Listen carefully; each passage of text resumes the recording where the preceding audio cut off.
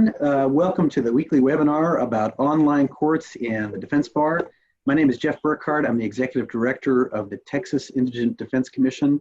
Today, we have online courts 1 month in. We're very fortunate to have Casey Kennedy, who's the Director of Information Services at the Office of Court Administration, and Kathleen Casey-Gamez, who's a Senior Policy Analyst with us here at TIDC.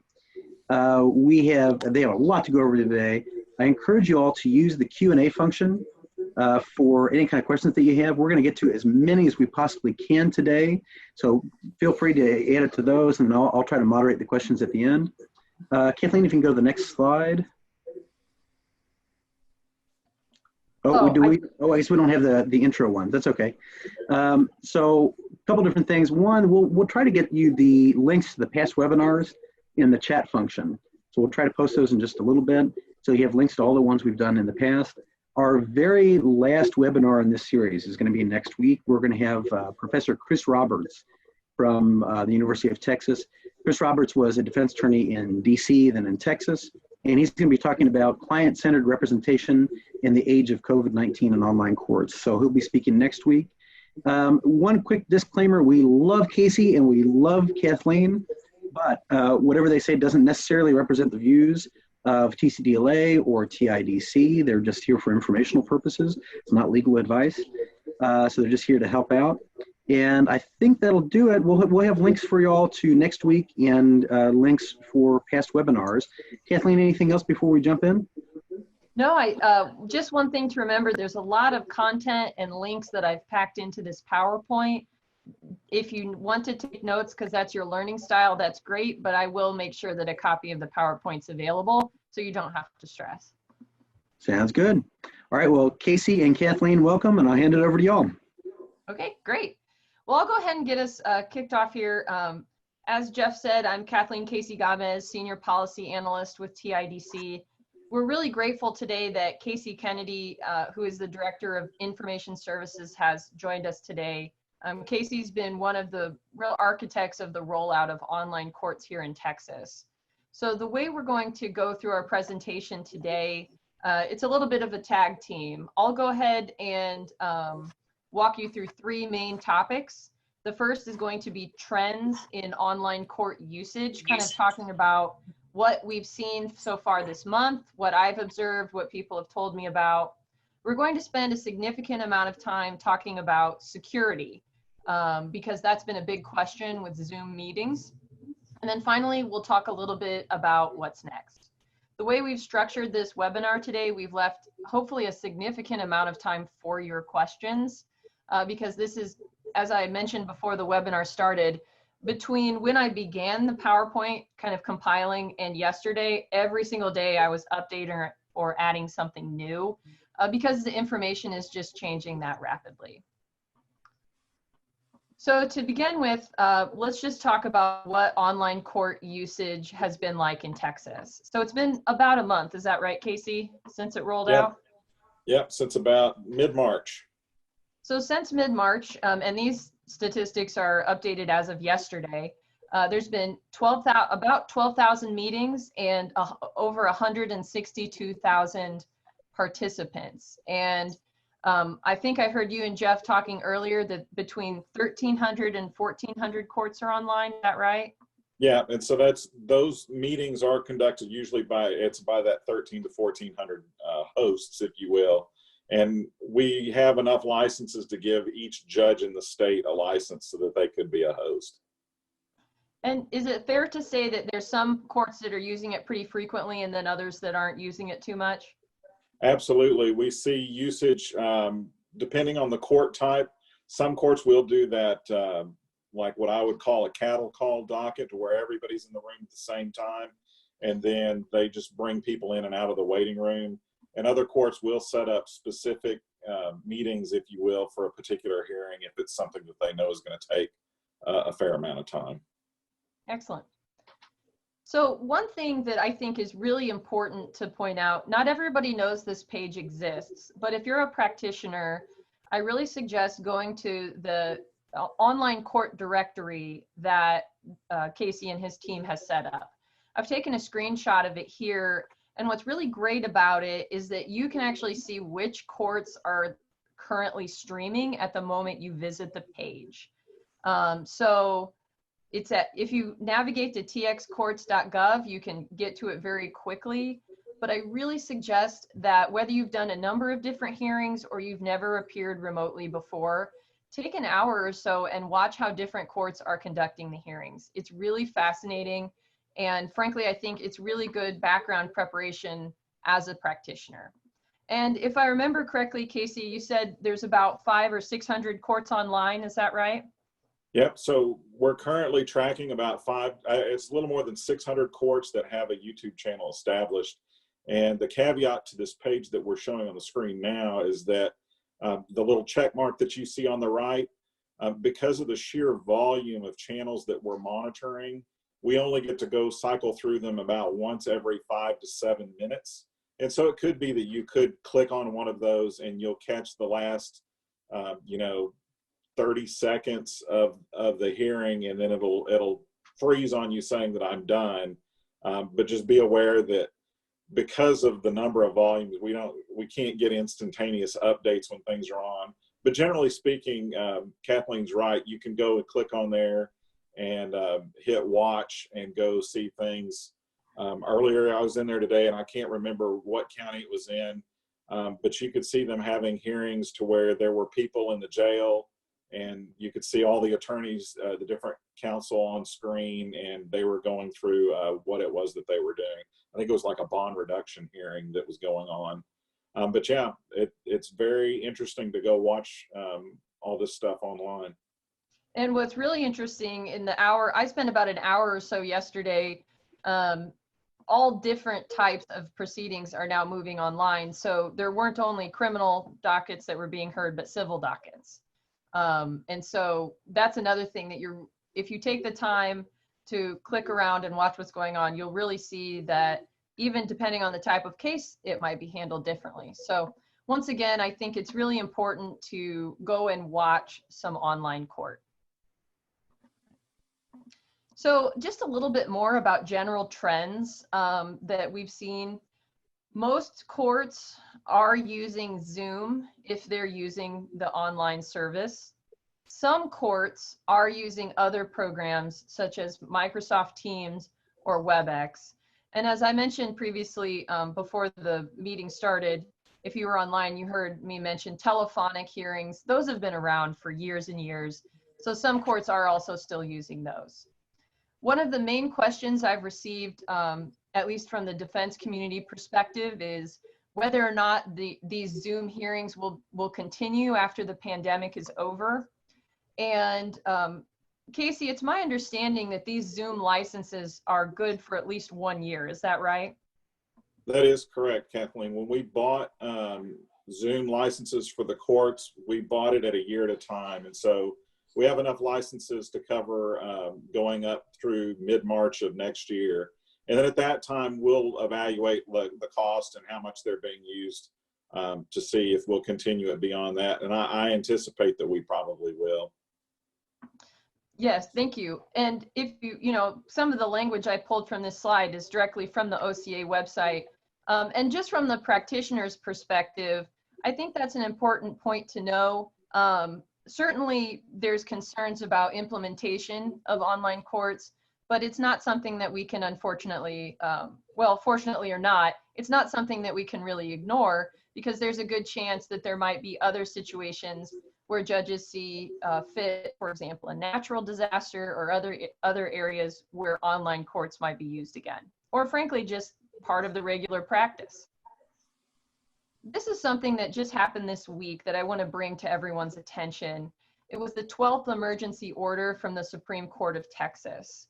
I've gone ahead and linked to it in the PowerPoint presentation. You'll hear me say that a lot. I provided all the sources for you so that you can go and do your own research.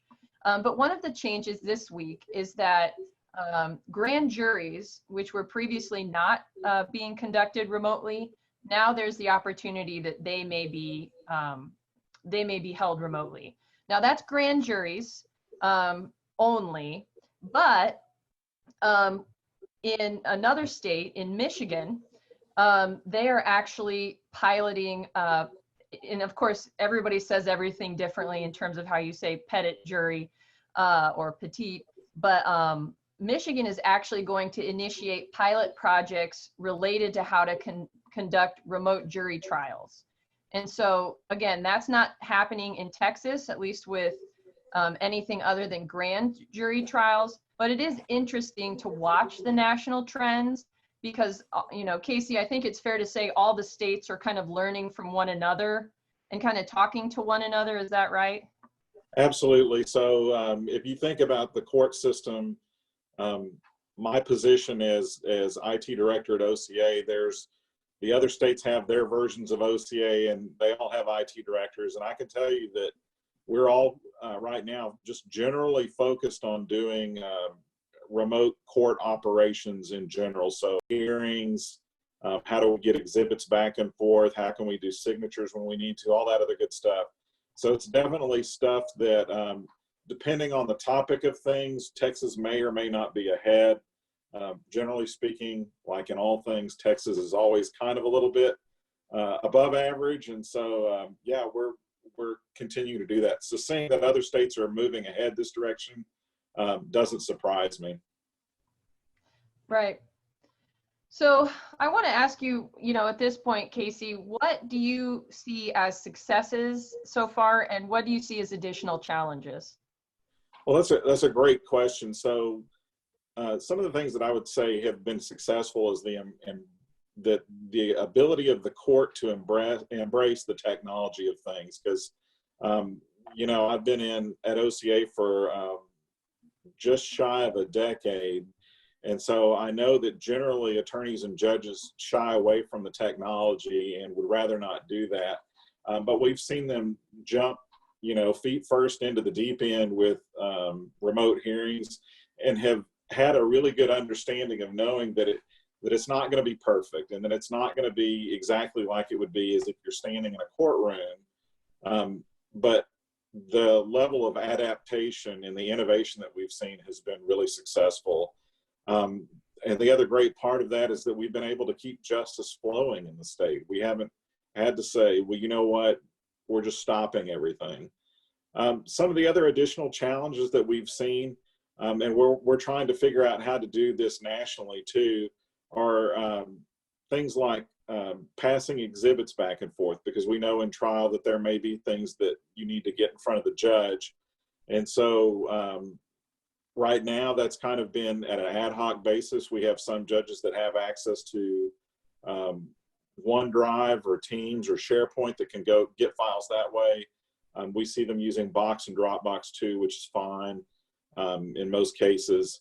And then the other challenge that I don't think we've fully cracked yet is trying to figure out how to do signatures on things, because we know that there are various places in statutes that talk about what we would call a wet signature on something.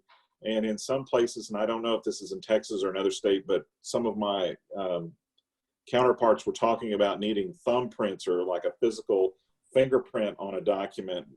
That becomes a problem when we're in this situation where none of us are actually physically in contact with each other.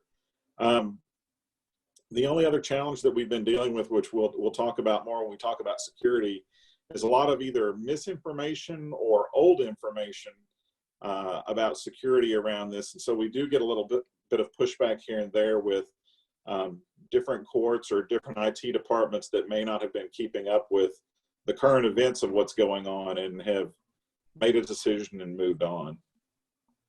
Well, thank you. Yeah, it's definitely been interesting.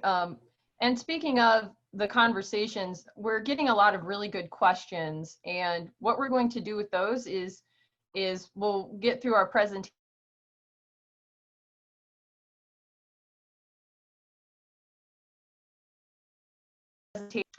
So as Casey alluded to, security is a big issue. I think security generally as a practitioner is a big issue. Confidentiality is one of our, requirements of our ethical conduct, right? So what I'm going to do, and then we'll kind of like talk a little bit to Casey about this, is explain some of the security incidents, explain why they're happening, We're going to get real technical with talking a little bit about encryption. So that's kind of what we're walking into here. One of the, probably the most, the biggest issue I've been emailed about over the last couple weeks have been these Zoom bombing incidents. And Casey, I'm sure you've gotten a lot of questions about this. And if you haven't heard what Zoom bombing is, it's really awful. Basically, you'll have a Zoom meeting, not necessarily a webinar like this, but a regular meeting where someone will take over the screen and broadcast something inappropriate, or, you know, some people have posted things that are pornographic or racist, really awful. It's actually hurt a lot of people. I've read online of professors that have had their classes taken over. I know at least in one other state, there was a pretty important statewide meeting that had a Zoom bombing happen. Now, these things are awful and they're frankly inexcusable. But the good news is that they can be prevented if you use good security practices. So to break it down, there's kind of two different types of security incidents with Zoom. One of them is where you're not locking down the Zoom meeting, and that's kind of what's leading to these Zoom bombing incidents.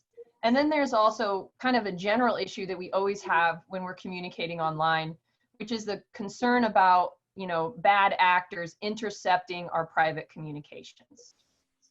So to talk about what you can control, let's talk about security practices you should use. Some of these I mentioned last month, and I think over the course of the month, we've actually been able to add some more.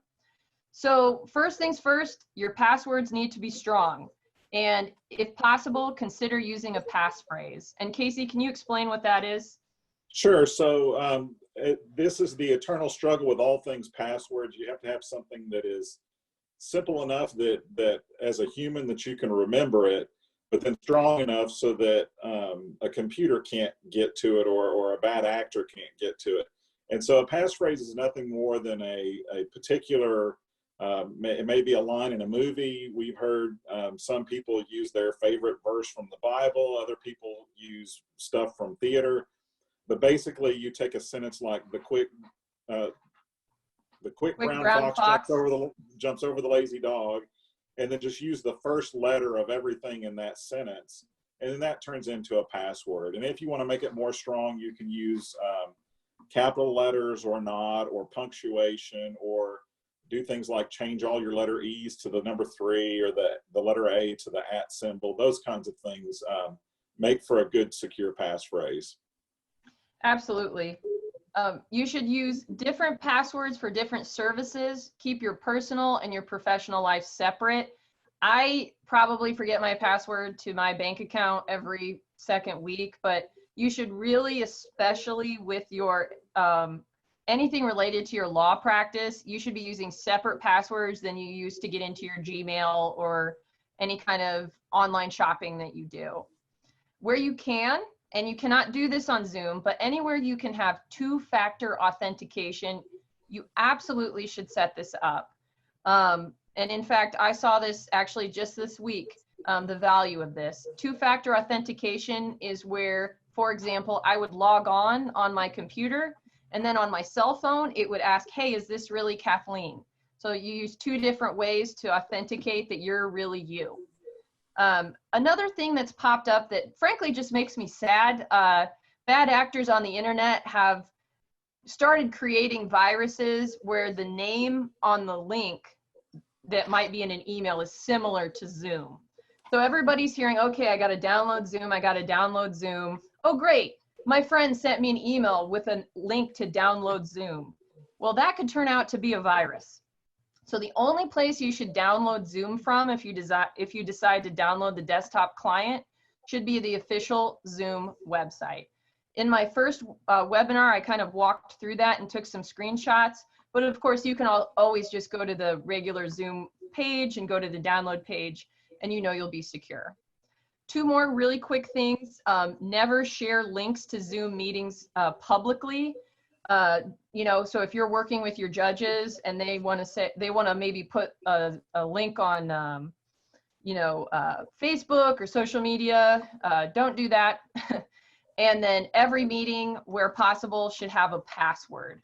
Each of these little things slows you down just a little bit, but it can absolutely stop a bad actor in their tracks. So, you know, and what I have found, because I actually kind of was one of those people complaining about two-factor authentication, once you get it set up, it's not, you barely even notice it. And like I said, I've even seen myself a couple times where I've had friends and colleagues say, thank goodness we had two-factor authentication because I clicked on that phishing email and I didn't mean to.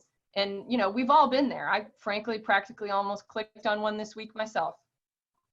So another big question that the defense community's had is related to data routing with Zoom. So, you know, I'll kind of set this up and then Casey, I'll throw it to you.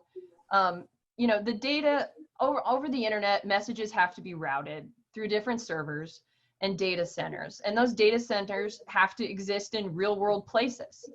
Zoom has had a lot of bad press around it because some of those data centers are in countries that are not democratically elected. So I've received a number of questions. Where's our data going when it comes to Texas? So Casey, can you talk about that? Absolutely. So we do get data and we have access to it all the time that we can see where our Zoom calls are going through. I would say at least 98% of them that I've seen or that are coming across in our data, they're going through our United States Zoom servers.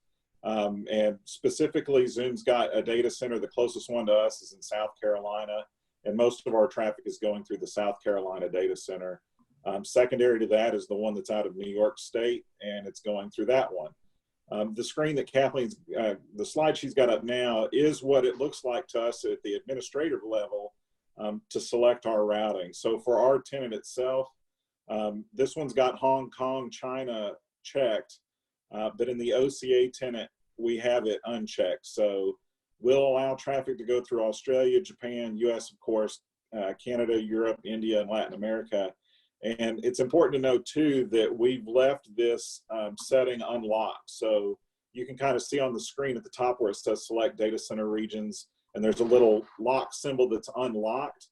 And so what this allows our judges to do is that if we have a judge that is uncomfortable with any other countries that we've allowed through, they can go in and uncheck them as well so that their data doesn't route through those countries. Typically what we've seen though is the more data centers that you allow, the better quality of your Zoom call is, just because thinking about how things run out on the internet, the more pathways they have to get there, especially when you think about the US. We've seen an issue before where I was on a Zoom call and it would become what I would call frozen, to where, you know, the people's video freezes and then the audio cuts out. And what it came down to is that we were doing it at 9 a.m. right at the time when a lot of people start Zoom calls, and so they get a little overloaded. And then, you know, within 5 minutes it's gone and it's not that big of a deal. Excellent, thank you. Because like I said, that's been a big question on a lot of folks' minds. And, you know, this webinar, which is kind of, you know, we're talking to the defense community, as I'll say over and over again, the more you can educate your judge, the more you know about the back end of how this works, the better you can help make things secure for you and your client. So now in the next 5 minutes, we're going to get really technical. We're going to talk about encryption. So if you're not too worried about privacy overall with Zoom, I would say this is a good time for a quick coffee break. Or go get a snack. But I personally am someone who's very concerned about privacy. And I've received a number of different questions from practitioners that I think are very reasonable. And so we're really glad that Casey's here today, because I'm going to walk us through a little bit about what encryption is, and then Casey's going to tell us kind of how it relates to Zoom and what's happening to the data when it comes to our clients.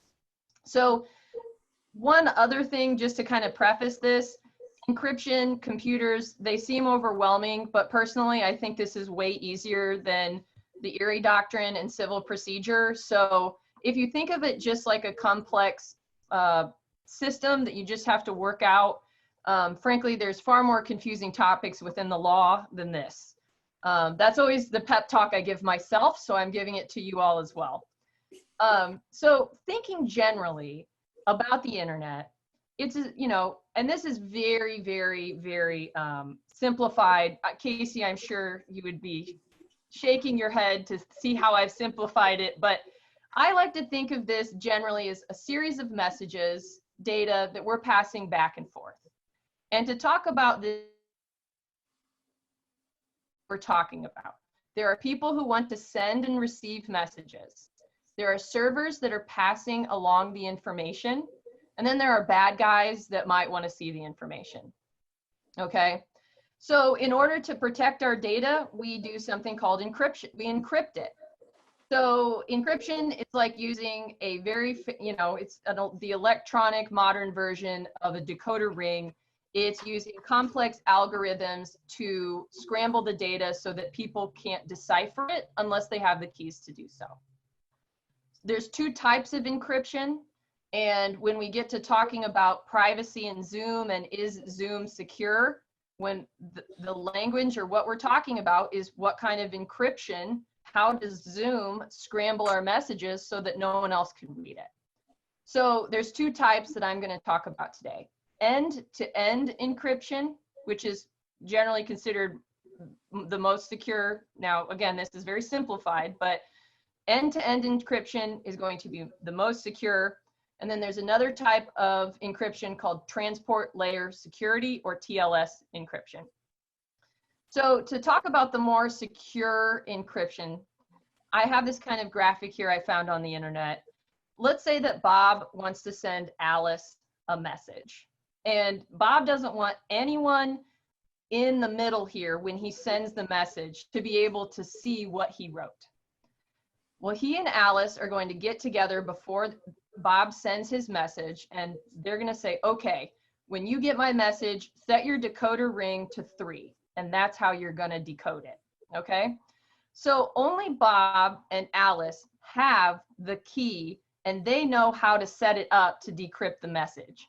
But if anybody else in the middle opened that envelope, as you can kind of see here, and looked inside, it would be gibberish because it's been scrambled. Okay. And what makes end-to-end encryption so strong is that nobody else has that knowledge of how to unscramble it. But it takes that extra step ahead of time of saying, hey, set your decoder ring to 3. Now with transport layer security, there's a third person in the mix who potentially could figure out the message. Because in transport layer security, as you can see here, this icon I found on Microsoft PowerPoint for a server, in this message, the server that's going to relay the message, they tell Bob and Alice, okay, we're all going to set our decoder ring to 3. So when Bob sends his message, if a bad actor tried to intercept it here, it would look like gibberish. If they tried to intercept it before it got to Alice, again, they wouldn't be able to tell what it said. But potentially, if someone had access to the server that handed out the decoder rings, then they could potentially read the message. So that's the difference. In end-to-end encryption, the only people who know how to decrypt it are Bob and Alice. With transport layer security, the server is the one that hands out the decoder rings.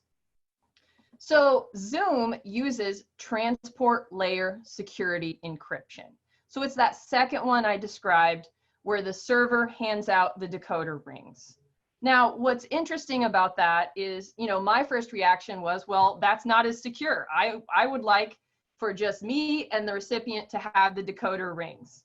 But what I learned as I looked further was that TLS encryption is used by Gmail and Facebook. So it is pretty standard across the internet. It is not end-to-end encryption. If any of you use the messaging app Signal or WhatsApp, that is end-to-end. Chats in Zoom can be encrypted end-to-end, and Zoom continues to update security. But Casey, can you talk a little bit about, you know, if I'm concerned about using TLS encryption, is there still a real risk that hackers are going to get my data? So obviously there's nothing that is 100% secure, and I would argue even end-to-end encryption, there's probably a way to get through it. But like you said, with using TLS on those transactions, and you're right, Gmail uses it, Facebook uses it, Amazon uses it. Basically, anytime you're online and you see, you know, HTTPS with that little lock, they're using TLS to encrypt that transmission. And then the other thing that I'd like to point out when we talk about Zoom updating its security, last week, we're encouraging all of our judges, and if you haven't done it, I encourage you to do it as well. For all the desktop clients, they've upgraded it to Zoom 5.0, which implements AES 256, which is more of the industry standard level of encryption and handing out those decoder rings, if you will. But yeah, just generally speaking, it's very rare to see end-to-end encryption. All of our emails, none of them use end-to-end. It's all using transport layer.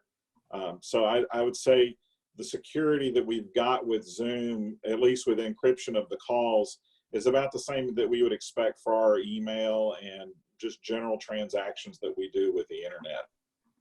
Thanks, Casey. And that's not to say, you know, as a privacy aficionado myself, you know, if you want to go there with your email, you know, that's really good practice, but you're probably unknowingly using TLS encryption right now on your devices. So that was a real revelation for me. Later on in the presentation, I'm actually going to talk about some privacy breaches that happened not because of the type of encryption, but simply by user error. And that's where I think we as defense counsel should focus. But I went through this little, and Casey, thanks for talking as well about it. I think it's important as attorneys, we start to understand the language of the internet and technology so that we can mindfully engage in these conversations. So one last thing to talk about when it comes to privacy breaches, there's something called zero-day exploits. And Casey, what I've heard, there's 2 potential zero-day exploits that were being sold on the dark web that would have allowed people to take over my computer while I'm using Zoom. So can you talk about those a little bit? Sure. So just in general, zero-day exploits are a big thing that's going on, not just with Zoom. We saw one yesterday come out with Apple. So if you're on an iPad or an iPhone, or you have an iPad or an iPhone, just be aware that there's a 0-day out on the email client of those devices right now. But what it is usually it's security researchers or hacker groups, depending on it. A lot of these companies today have what they call a bug bounty program. And so security researchers will go out and try to exploit all these different pieces of software out there, and will turn in these bugs, if you will, like a bounty program, and say, here, I've got this bug, please pay me my $10,000. There are companies that may not either have a bug bounty program or will disagree and say, well, this really isn't a bug. And so what happens is the security researchers or the bad actors will say, well, I'm going to give you a month to fix it. And if you don't, I'm going to release it to the public so that they can see what's going on. So in this case, there is there was press probably about 3 weeks ago about a zero-day exploit on Zoom. At OCA, we went and read the article, but then dug further and read the blog that the security researcher wrote. And in that blog piece, it spoke about that, yes, this was how it would work, and it indeed is a zero-day exploit, but that you would ultimately need to have physical access to the person's computer, i.e. you would have to steal it in order to exploit that. So that one is still an issue that they're working to fix, but it's not as high priority as the other one that they did fix about 2 weeks ago. There was an issue with the ability for a bad actor, let's say that you had admitted someone to a Zoom meeting, they would have the ability to send a link through the chat and code it in such a way that could use this zero-day exploit. Unfortunately for us, it was about 2 weeks ago, I think the release 2 releases ago, fixed that issue so that it's no longer an issue. So just be aware that these things will continue to happen, not only with Zoom, but you'll see them with Apple, Microsoft, and usually what it does is send these companies into a scramble to get it fixed because they chose not to fix it in the time that they were given. Right. And that just goes, you know, every week, make sure you're using the most updated version of everything. I hate installing updates, and sometimes I will be in the middle of writing something and the computer will force me to update, but you got to do it. And as Casey said earlier, Zoom 5.0, it's coming. It will force update at some point. I would say just go ahead and get it done. Yeah, and to add to that, Kathleen, it's the 5.0 update came out yesterday or the day before yesterday, and they'll end up forcing it probably within the next 15 days. But if you want that extra level of security and take advantage of all the different security features that they've added, I highly encourage everybody to update now. Yep, better to do it now than when you're on the 10th page of a brief and that's true. Save, which is my reoccurring nightmare. So what's next? So this is just more, you know, over the month I've been talking to defense practitioners. You know, one thing that's really developed is that OCA has created extensive guidance for courts on how to set up Zoom meetings and YouTube channels. Well, why does this matter to me as a defense attorney? Well, because you want to make sure it's done correctly. And so once again, and this will be my constant refrain, the more you understand the process or that you can assist the court, the more you can ensure that it's fair to your client. And if you don't believe that it's fair, or you believe that there are issues or constitutional concerns, you have to be able to understand the program and how it works to even argue for or against it. One big note I'd like to point out, especially to the defense side, this is from the OCA guidance. There's no requirement to keep the proceedings that have been broadcast on YouTube up after the hearing on YouTube. I would ask, you know, for defense practitioners to please make sure that it isn't accidentally left up there. While, you know, this is the way for OCA to comply with open courts, the last thing we need is for something to be hanging out on the internet that's prejudicial or embarrassing to a client that gets turned into some kind of meme. So, you know, you have the OCA guidance to help you explain to the court why these need to be taken down. Casey provided me with some successful hearing tips that I think are great. And that's why, once again, I'm going to send around this PowerPoint so that you can really dive into these. But they're really common sense kind of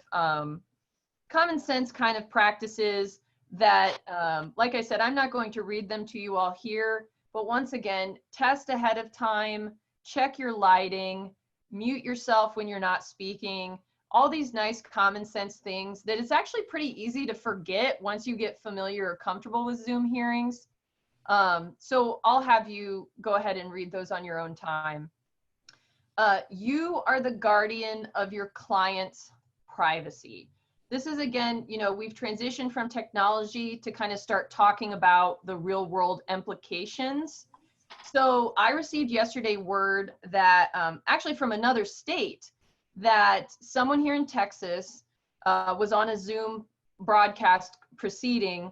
The judge had left the room, but the discussion between the attorney and the client was still being broadcast over YouTube. And they were really concerned about that, and that made its way to me. After looking into the issue, what I think happened was that the judge didn't put the attorney and the client in a breakout room. The attorney just left the hearing, the virtual hearing. Well, if that happens, you're still going to put all those proceedings, they're still going to be, you know, live streamed. So really be sure as the defense practitioner that before you say anything confidential, that you're in a breakout room and that it's not just the judge muted himself or muted his computer. That's not good enough.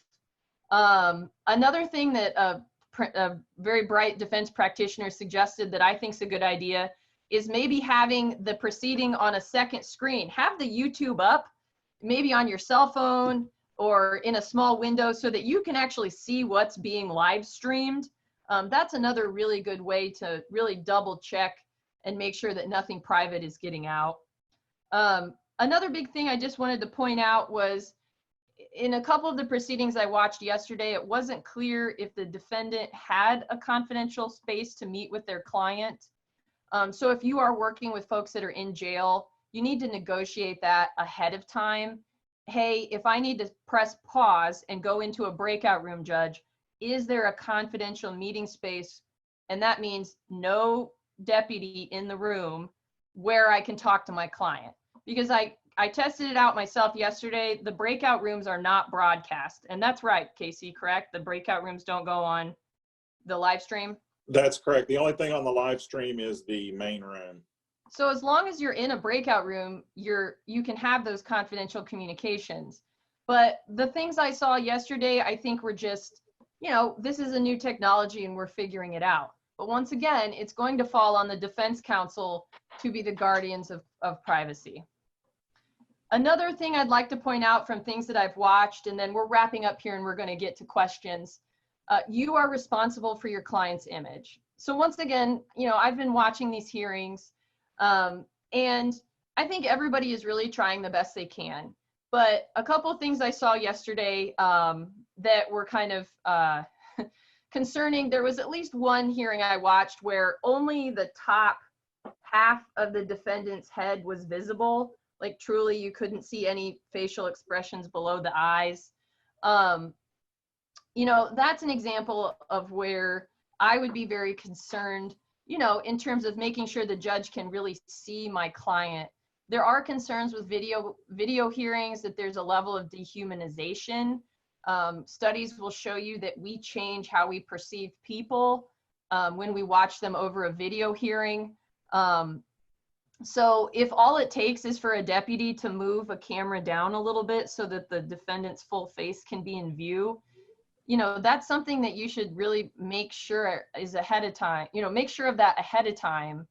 And again, I know we're all working through these issues, so I'm not calling these particular incidents out to say, oh, this defense attorney did a bad job, but just to say, make sure that this doesn't happen to you. Kathleen, do you mind if I jump in and add something to that? Oh, please. So one of the other things that I was privileged enough to be on a group nationally about a year ago talking about remote court hearings, and specifically with, this was more focused on hearings to where the defendant was in jail. And one of the things that they talked about that I would encourage everybody to just be mindful of is that, and I didn't realize this until after that when I noticed on TV, hey, you're right. In the cinematography world, whenever they're filming someone that they want you to think is bad, they'll always film it from the angle where the camera is up above the person, pointed down at them, as if it's from the viewpoint of, you are looking down at the person. So I know on that previous slide, it talked about lighting and the cameras, but that is just very important. And if it's as easy as telling the deputy, just move the camera so that it's at eye level or just above eye level, that'll make a world of difference. Because I didn't realize I was preconditioned to think that people, when you're viewing them at a downward camera angle, psychologically is conditioning you to think that they're a bad person. So just be aware of that. I think that's very important. Well, and actually, thank you, Casey, because I wanted to go back to this slide really briefly. Yes, I mean, since we were kids, television and movies use symbolic, visual symbols to communicate, okay, this is a good character because they're well lit, they've got bright clothes on, and this is a bad character because half of their face is in shadow, and that's how you know. And, unfortunately, jails are not, jails are already, they don't have good lighting on their best day, right? It's like fluorescent lighting and concrete blocks. So the more you can do, though, to just say, I know you put the camera there, but it really needs to go here. And, OCA has advised folks to have the camera at eye level. You can rely to very neutral sources to say why we need to tweak this a little bit. Just because that's the first place they stuck the camera doesn't mean it has to live there. Just some other things I saw yesterday I wanted to point out from the practitioner side. I saw at least, and I don't know if this was a defense attorney, but one person was eating on camera. Another person was sitting in front of a Miller Lite flag that was that was counsel. You know, another court feed was just blasting country music and there was actually nothing on the screen, but so that was odd. So just really be careful, and this will happen to all of us. I have probably made mistakes on this very presentation, but especially when you have those critical hearings, be really mindful of how you're coming off. And I am not in any way maligning Miller Lite. It is my husband's favorite beer. So if there are any questions about that or controversy, you know, don't want to call out any particular brand of beer. But just thought that was really important. And even the person eating, would you eat in court? No, you would get in trouble. You know, I think it's a little different with drinks and whatnot, but yeah, really, really be careful about what you look like. And that goes to your client too, who might have never been on these Zoom calls before and not know how to act. So thank you, Casey, for going to that. So one last thing that I wanted to point out, and then I think we'll still have about 10 minutes for questions. Recording remains a concern, and here's why. You know, it's funny to think about, you know, oh, this person has a beach scene behind them, or he put himself in front of, you know, a cartoon character. There's all these funny things that can happen with Zoom. But one of the dangers that I also see, in addition to the unresolved constitutional questions, is revealing damaging information about a client. So yesterday I watched a hearing. It was about a juvenile, and there was some very private information being shared by the folks in the courtroom about this particular individual. And, you know, there's times you're going to have to talk about things on these court hearings. I personally have previously worked in a mental health court where you sometimes have to talk about the client's condition, but really be mindful that right now it's not just, you know, 5 to 10 people in a courtroom. It's 5 to 10 people on a Zoom call, plus the entire world might be watching. And so there's this great book. It's a very short read. It's called So You've Been Publicly Shamed. It's one of those kind of pop science books like Malcolm Gladwell writes. And it talks about people who have done stupid things and then on the internet, and then they've been really suffered real world consequences. And so I pulled this quote out just to say, you know, I don't have to read the whole thing here, but every day a new person emerges as a magnificent hero or a sickening villain. It's all very sweeping and not the way we actually are as people. Once again, we, you know, being client-centered, thinking about our clients, we really want to help remind the court and be mindful ourselves that we don't know who's watching. People aren't supposed to record, but that doesn't stop them from doing it. It frankly didn't stop them before having a secret cell phone in their pocket in real life court. So just really be mindful. Or if your client has a case that's subject to a lot of publicity, guarding your client's privacy, you know, frankly, I think it's those real world consequences that are even more concerning than what type of encryption we use. But that's just where I kind of wanted to conclude with that. Remember that your clients are human beings and that this is really scary. Frankly, it's scary for me. And to just be mindful, and I'm here to answer. Casey and I will kind of take your questions now, but you know, I am here at any time if you want to talk through these things offline as well. Thanks, Kathleen. Thanks, Casey. We have a little bit of time for questions, and if you all are willing, maybe we'll stick around a little bit longer because we have a ton of questions. I thought I'd start with this, actually. Let me turn off my virtual background for a minute. It looks like I'm in the conference room at the Office of Court Administration of the state of Texas. Let me turn that off, and I'm just in a room. Could you all start with, just to give people an idea of how to do this? I mean, critique what am I doing right now? What am I doing well in terms of an online presentation, and what am I doing poorly? So, Jeff, I can chime in. Your room is okay, but without the virtual background, I can tell that you've got a fan above your head, and the lighting is coming from the top. And I can tell too that, and like you can probably tell with me, there's a window just right over there, and so half of my face is lit. But yeah, and so like I can tell too, Jeff, that you're sitting in front of the computer again, because there's a little bit of a blue light that is coming off. But I mean, again, that goes back to the testing out with Zoom. I mean, the with Zoom, the licenses are free for a basic license. So anybody can, with an email account, jump on and start a meeting and then do things like see, what does my virtual background look like? And like you can even see with mine, if I twist the right way, my shoulder goes away, those kinds of things, that you can see what's going on with the different things. Kathleen, what am I doing well? What could I be doing better? I guess it would be the only things I would say is your camera level could be a little different because it's still kind of angled up at your face.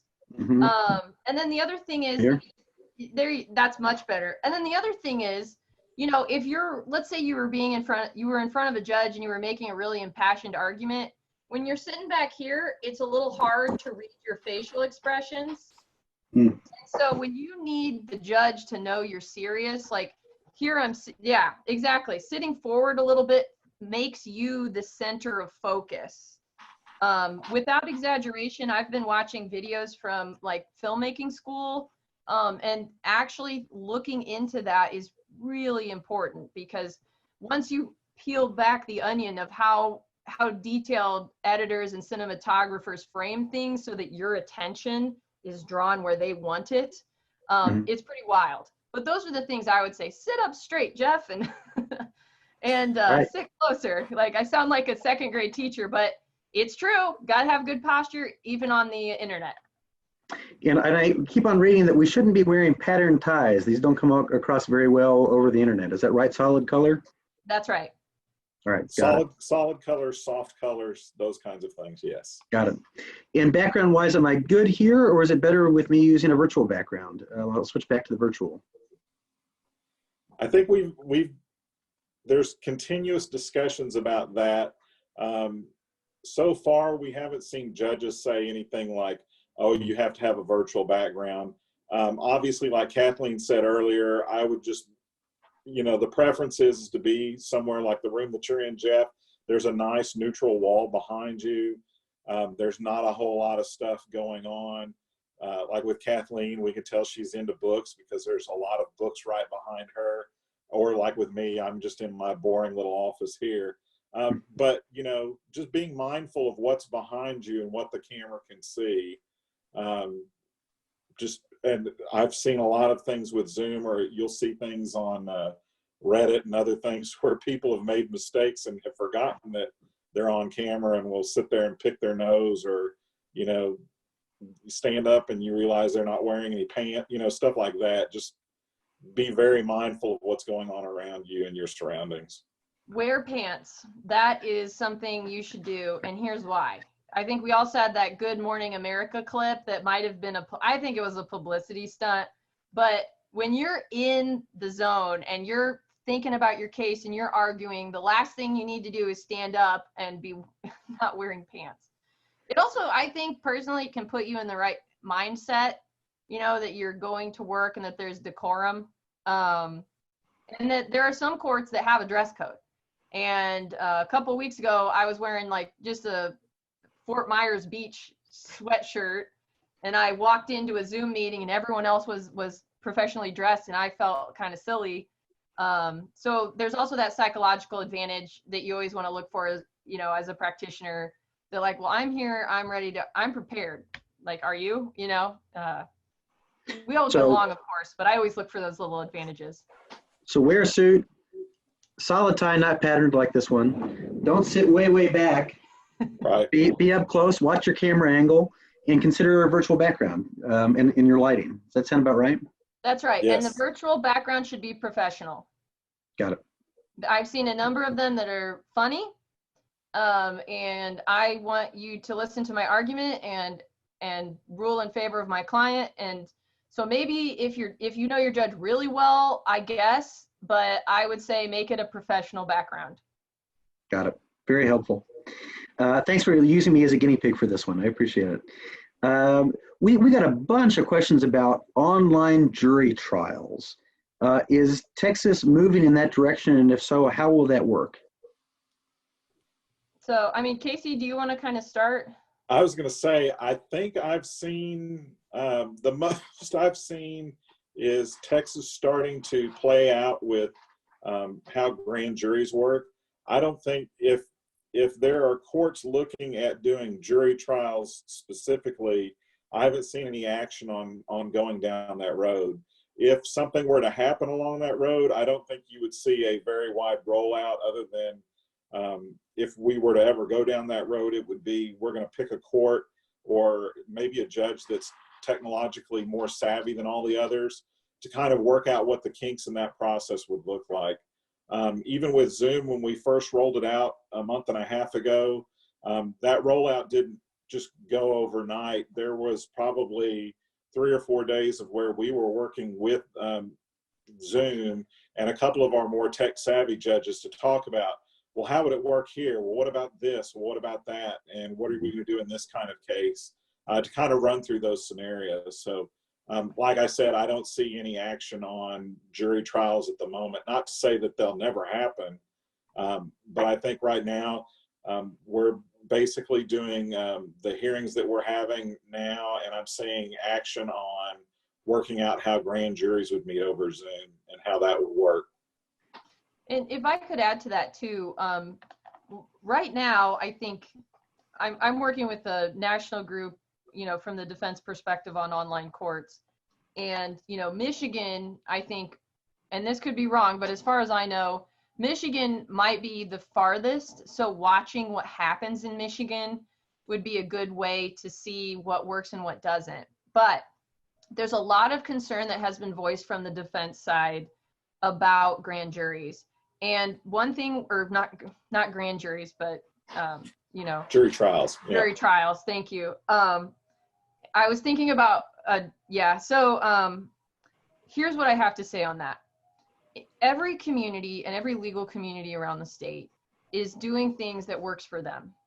So as defense counsel, if you have concerns, the more you're informed about the technology, you can then craft the arguments for either for or against it. And so that's kind of the position that I've taken throughout these webinars, and, is just learn or understand how this works in the way you would do an expert or anything else you do for trial. DNA is way more complicated than the basics of encryption, and you can think through the theoretical concerns you have, apply the Constitution, and formulate an opinion and become an advocate in your community for or against. So just to kind of throw that out there. And if you can understand them. I was going to say, to add to that, to your earlier point about other states doing things, just so that everybody's aware, I know at the IT level, I'm part of an organization where it's all the IT directors through all the different states. And so I'm in communication with the CIO at OCA in Michigan. Much like David Slayton, who is our executive director at OCA, he's in contact with all the other state court administrators, much like Jeff. I don't know how many other indigent defense commissions there are nationally, but I don't think it's all 50, is it, or is it? No, it's about half the states. Right. But at the same time, you're in contact with them as well, so that or at least in Texas, we're fortunate enough to have those contacts and to be working with those people. So like in the case of Michigan, what's likely going to happen is they are further, and we know that they're furthest out ahead, we're going to let them go work the kinks out and figure out what the issues are, and work with them to say, what was successful, what other challenges do you have, and borrow immensely and recycle a bunch of stuff from them, because knowing that Michigan is decentralized to some degree like we are, that they're going to run into a lot of issues that we would have to run into as well. And so I do know that we do let sometimes other states go out ahead, and then we learn from their lessons that they learn, so that we don't have to make the same mistakes, or or at least know where the roadmap is. And defense, one last thing, Jeff, is I know TCDLA and the National Association of Public Defense have groups working on these issues that are developing resources. The National Juvenile Defender Center has created a checklist. Don't use an online proceeding unless you're confident in these things. So it kind of walks you through, this is what we feel is sufficient to protect a juvenile's rights. So also doing a connecting with these organizations and getting resources for yourself as a practitioner is also really important, because no matter what happens nationally, you have court tomorrow or you have court this afternoon. You have ethical responsibilities, right? And so a lot of the concerns I've been hearing are those, well, what do I do tomorrow? And so reaching out to those groups, getting those resources is crucial, in my opinion. So it sounds like going back to an earlier point, Kathleen, that so if you can understand the rules of evidence, and if you can, you understood at some point the rule against perpetuities, you can master Zoom. Yes, I never did learn it. I'm a good guesser on the MBE. But I have to say, yes, I mean, tackling this more like, this is something I need to understand for this case is how I've approached it. And then I have found that to be just a good little psychological trick that gets you over the hump. Because you don't need to know how to program a server, but you need to understand how servers work, what encryption is, how data is routed. What's really good is Zoom and other companies are subject to something called the GDPR. In Europe, they have much more robust privacy protections for their citizens than we do in the US. So if you really want to do a deep dive, Zoom has a whole GDPR compliance page. It's I think it's like Global Data Protection Regulation. And they're required by the European Union to spell out in plain language everything they do with your data, because you have certain rights in the European Union to understand your data, to fix it, and also to be forgotten in certain instances. So Casey and Kathleen, we're at the top of the hour, but we have a ton more questions, and we still have close to 200 people on the line. Are you all willing to stick around for just a few more minutes to entertain some more questions? Absolutely. All right, thank you all. We had several questions about YouTube streaming of these proceedings. We had complaints that it freezes up, there are delays. Somebody mentioned feedback. I don't know exactly what kind of feedback they mean by that, but issues with streaming, is that on the side of, is that on YouTube's part? Is that on the court's part? Is that on the viewer's part? What can be done to change that? And does that affect whether or not this is an open court? So whether or not it causes it not to be an open court, that's a legal question. I can't answer that. But the issues that we are seeing, and there's several of them, if we're getting feedback in a live stream, typically what happens, technically when the host of the meeting says, I want to live stream to YouTube, in Zoom, it takes them to another page. They log into their YouTube account and say, I want to stream live. And when they hit that button on their computer, it immediately opens up the page to the live stream and starts playing. And so when that happens, you may end up, and we're working with judges to tell them when that page pops up, just X out of it and close it. Because what then happens is now you have the judge speaking, and then 3 seconds later you get the judge saying the same thing, but you're hearing it from the web page on the computer, not from the judge's mouth. And so you'll get feedback that way. As far as delays are concerned, there is about, I would say, a 5 to 10 second delay between the time that the audio leaves your mouth and goes over the internet through Zoom to the judge, to the live stream. But like here where we're having a conversation and it's very near real time to where we can talk of each other, that's because we're on Zoom. Now, if we were live streaming this on YouTube and watching it on YouTube, then again, there's that 10 to 15 second delay between when it leaves my mouth and when it shows up on YouTube, even though that we are all talking in real time. Oh, and to add to that, one of the things I recommended earlier was having a second screen with YouTube up, or preferably a colleague watching YouTube that's able to tell you to, hey, don't talk, in case there's that incident where you're not in a breakout room. Mute that. Right. Well, and I would say that can be done too with either there are extensions you can download in Chrome, or if you can, well, downloading an extension in Chrome will allow you to do things like mute the web tab, if you will. I use it a lot because a lot of these news sites now want to automatically play their stuff for you. So I'll let it play, but I put on the little mute extension so I don't have to hear it.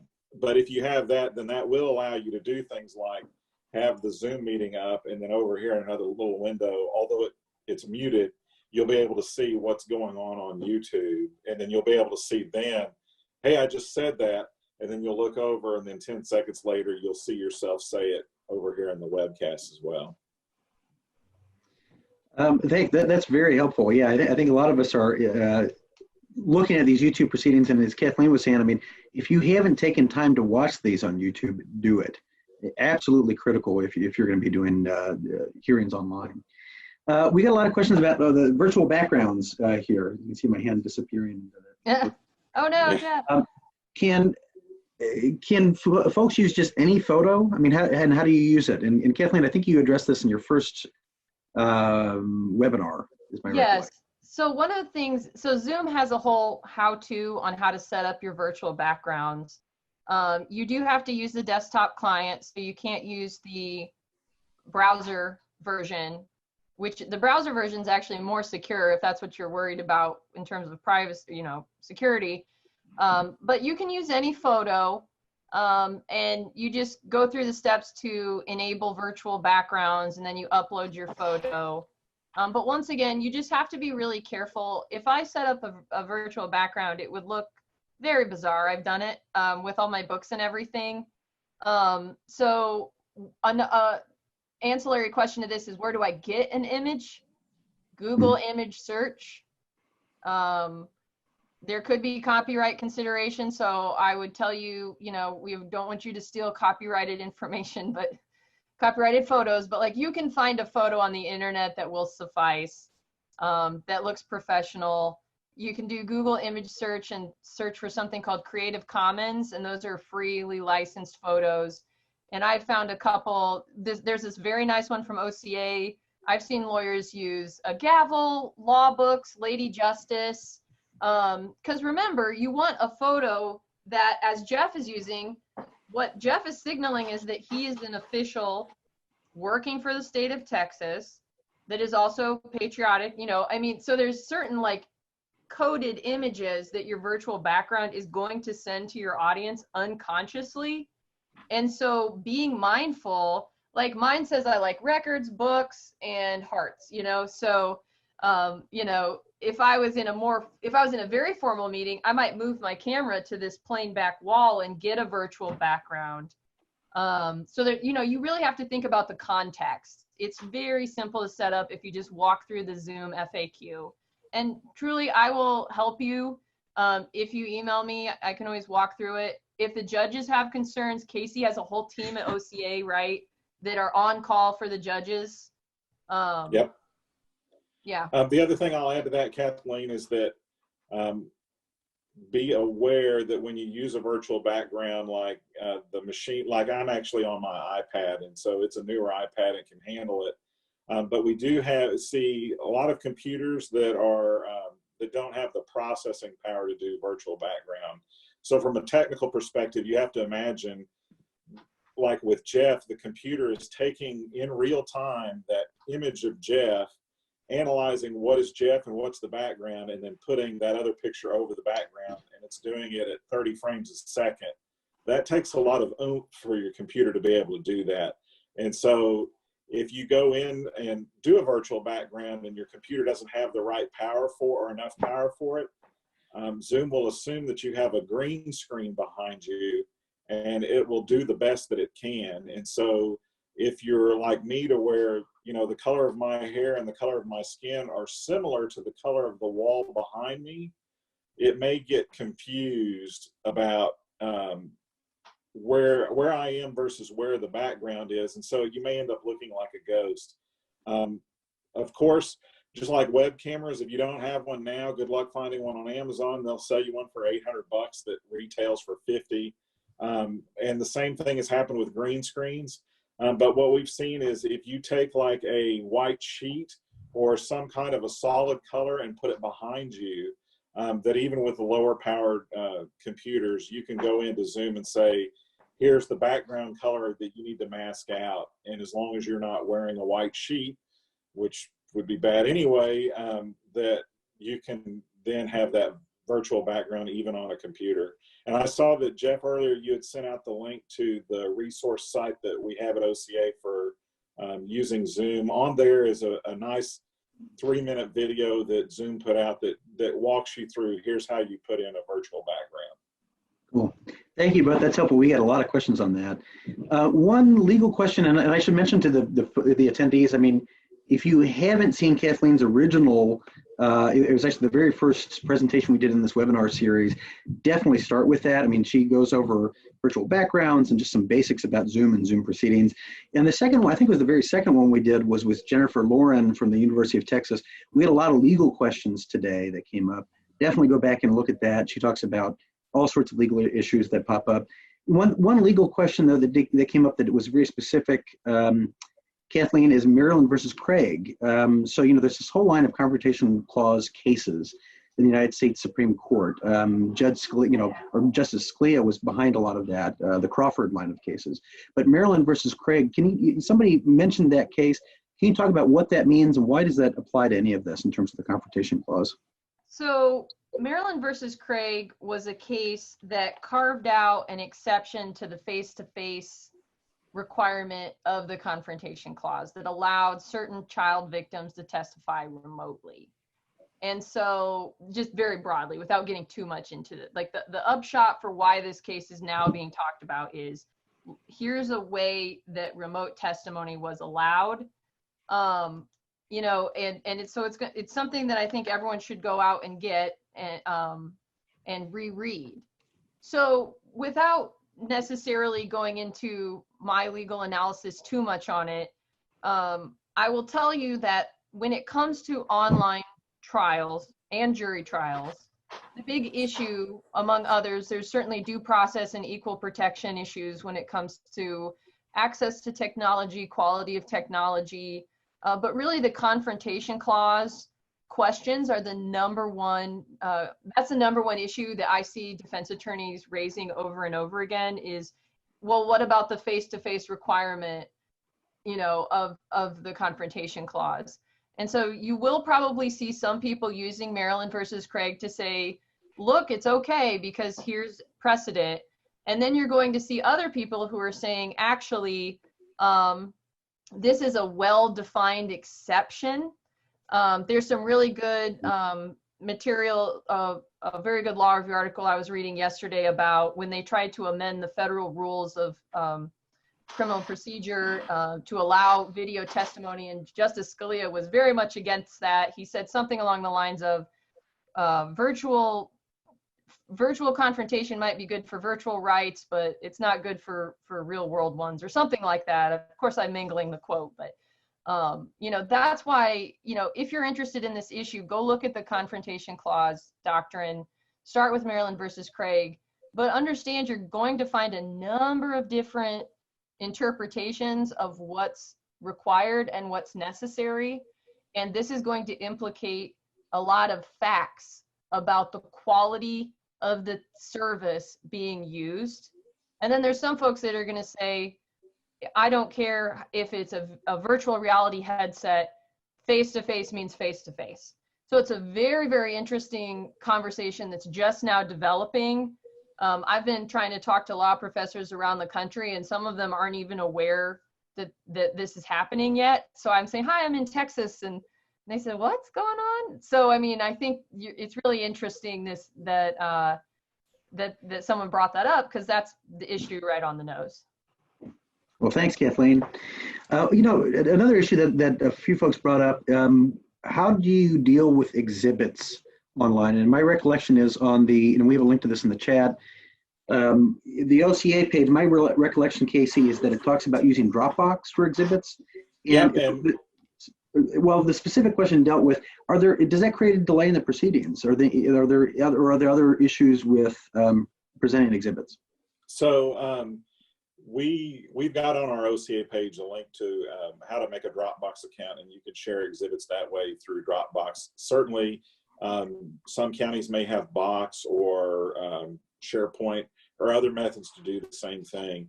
Typically what we see is if in advance of the hearing, you have those documents ready, we'll see judges say, hey, you know, the hearing's at 9 a.m. If you could have your exhibits in by 8:30, that would be helpful. And just so then whenever the hearing is occurring, the judge can go in on their computer, log into their Dropbox account and see what's being tendered to them for use in the proceedings.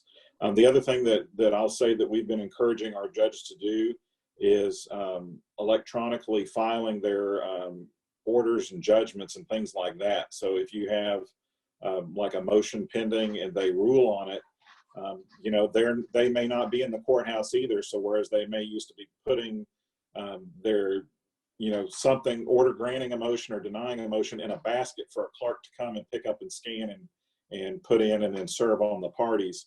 We're working with judges too to show them how that they can do that electronically. And when they do it electronically, the great thing is as soon as they hit the button to submit to the clerk's office that this is an order granting or denying something or whatever it is that they're filing, the parties on that case get it served electronically to them at the time the judge sends it to the clerk. So things happen a lot speedier that way too. So yeah, Dropbox, Box, any way that you can get exhibits in. We've got different ways that we're working with courts to get that stuff in. Kathleen, anything to add to that? The only thing I've seen that just be, you know, going back to this again and again, and Casey put this in his tips for online court hearings, get all this figured out before you have to do it. Because there could be times where you are trying to enter something into evidence, but maybe it's not in yet, or you don't want the other side to see it for various legitimate reasons. And so working through like all the different scenarios is something that I think the lawyer, you're going to have to help whoever is setting it up figure that out and be very, very clear in how you label things. And just try it before you have to do it for real, because the last thing you need to do is accidentally disclose privileged information, you know, or something. You know, I could just see that happening, and there's been a lot of concerns that have been voiced to me about that I think are like very legitimate. I have just a few more questions. I think we won't get to everybody's questions. We had over 200 people here today, and a lot of questions, but just maybe a few more if you all have time. One question that came up repeatedly is how do clients sign plea paperwork? What do you use? So one of the things that we've been exploring, and we haven't pushed any particular way, we've got some courts that are trying out using DocuSign to do that so that you can sign things that way. There are several other services, Sign Now, DigiSign. There's a lot of different things that are out there. OCA hasn't been pushing a particular product on it, but there are those kind of digital signatures out there. A lot of other things that we've been doing is working with our general counsel's office at OCA and to kind of do a deep dive into the statutes to see, because we found things to where it was, well, this thing, and this is predominantly, well, it could be on the civil side, and I could definitely see it on the criminal side, of where people would say, well, this needs to be signed or this needs to be notarized. And so we would go back and look at the law, the statute to say, well, what does that say? Because in some cases, it's just something that we've been doing for the past 30 or 40 years that we really don't have to do. Or in this case, it just says, it doesn't say you have to sign, it says you have to declare, in which case we've got an alternative process that you can go that route to do those kinds of things. So it's been a mixture of trying some different electronic products along with validating and verifying that you do have to have a physical signature required by a statute and not just the court process that's been in place for 60 years that no one has evaluated may be ripe for change. Then, you know, Kathleen, you know, before you were at TIDC, I mean, you practiced, you were a public defender. Generally, and I don't know if you can speak about this generally, but are online courts good or bad for defendants, or is it more complicated than that? Great question. It's a question I've been asked a lot over the last month. And what's really great about the folks that I've talked to is that the majority of questions have been about the concern about the impact on clients. And so the question of, are online courts good or online courts bad, is really not the right question to ask. I think, you know, we're in the middle of this crazy time and we're trying to find a way to make things work. And I think if we keep in mind that we need to be thinking about the clients and the impact on the clients, what could come out of this in the future are things, there are ways you can use online courts that are actually quite beneficial. And there are also areas where online courts aren't going to be a good fit. And those, once again, it's a very nuanced conversation. It involves a lot of stakeholders. I think we as members of the bar, you know, no matter where you're barred, you know, in the country, as part of this legal profession, we care very deeply about things like the Constitution. We've made this not only our job, for many of us, it's our vocation, right? And so I personally feel very strongly, you know, and it's part of why we at TIDC had a webinar up 3 days after they rolled out online courts, right? So in thinking about these issues, it's hard to say it's all good or it's all bad. My hope is that after this is over, we find ways that this can actually help folks. For example, you know, I live 1,000 miles away and I could wrap this very minor case up via video instead of a $2,000 plane ticket. You know, that's an example of where online courts could be really good. Video conferencing that allows a defender to speak to their client every week. You know, maybe you go see them once a month, but you can talk to them every single week and it's a 100-mile drive round trip. You know, there's these areas where technology could actually make things better. And then I think the fears that many people have voiced are very valid. You know, what could we leave behind that are those necessary constitutional rights and undergird our whole system? You know, those things are yet to be answered. And so it's not as simple as, all right, blank check, let's do it. And it's probably not as simple as, no, I want everything back exactly the way it was before, because there were a lot of things before that weren't great. Not, you know, and that's just me talking, so don't put that on anyone else here in the call, but there were certainly areas for improvement. And so I really hope that everyone can like have that conversation and kind of like dive in and really wrestle with this issue. But it's tough. I mean, it is tough and it is scary. So if people are feeling kind of lost or confused, that's why we're doing these. And if you watch all the videos in our series, and we have them all on one page, so you can do this, you can kind of see an evolution in a conversation that's happening. So I really invite you to do that. Cool. Well, thank you, Casey, so much for taking time to do this. I know you have a lot going on. Kathleen, thank you again for taking time to do this. We had a lot of attendees. We had a lot of questions. Folks who have something up in the Q&A, we'll try to stick around for just 1 second and see if we can't answer some of those questions we didn't get to just by typing them out real quick. All of the proceeding, or all of the webinars, as Kathleen mentioned, are available online. Our final webinar will be next week with Professor Chris Roberts from the University of Texas. He'll be talking about client-centered representation in the age of online courts. So thank you all for being with us, and we'll see you next week. Thanks, y'all. And I put my email in the chat if you want to, if you're interested. Thanks so much, Casey. Thanks, guys. We'll talk to y'all later. Sounds good.